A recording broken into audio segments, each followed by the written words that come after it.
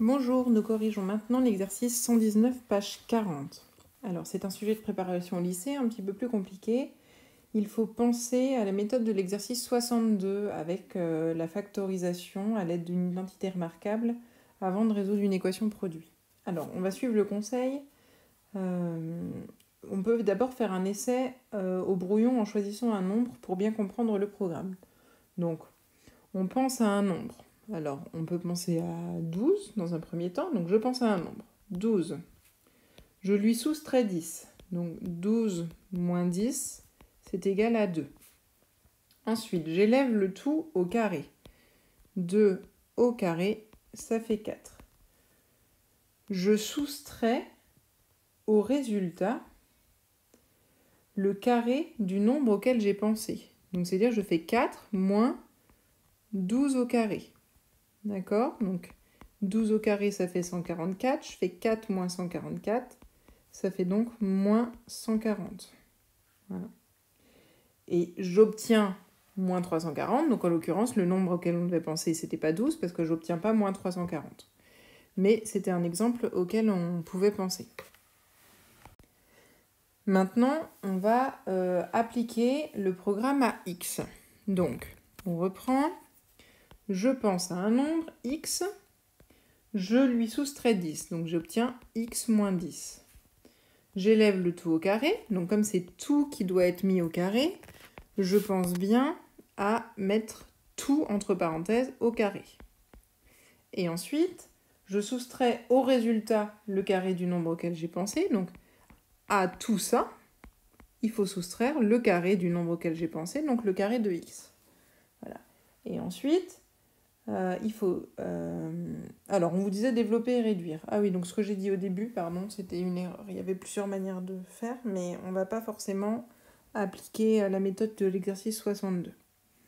Donc ici, je vais développer et réduire, et ensuite, je vais résoudre l'équation r égale moins 140. Donc je développe et je réduis ça.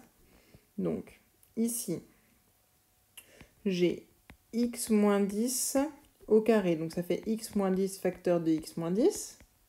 Et j'ai le moins x au carré qui reste tout seul derrière. Je fais de la double distributivité. X fois x, ça fait x au carré. X fois moins 10, ça fait moins 10x. Moins 10 fois x, ça fait aussi moins 10x. Et moins 10 fois moins 10, ça fait moins fois moins plus, 10 fois 10, 100. Et il y a toujours le petit moins x au carré qui reste derrière. Maintenant, je calcule.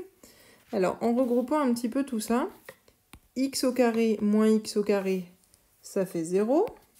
Moins 10x, ça fait moins 20x. Et puis, il y a le plus 100 qui restait ici tout seul. Et bien maintenant, j'ai une équation à résoudre. J'ai moins 20x plus 100 qui doit donner moins 340. Et cette équation, je sais la résoudre. Je vais me mettre à côté pour avoir un petit peu plus de place. Donc, moins 20x plus 100 égale moins 340. On va isoler x, donc on va déjà enlever le 100. Moins 20x plus 100 moins 100, ça fait 0. Donc on a moins 340 moins 100. Donc moins 20x égale moins 440. Et ensuite, on va diviser par moins 20 des deux côtés. Donc on divise par moins 20 des deux côtés. Donc à gauche, ça se simplifie. Donc on obtient x, puisque moins 20 divisé par moins 20, ça se simplifie. Et puis, moins 440 divisé par moins 20, donc moins divisé par moins, ça fait plus. Et 440 divisé par 20, ça fait 22.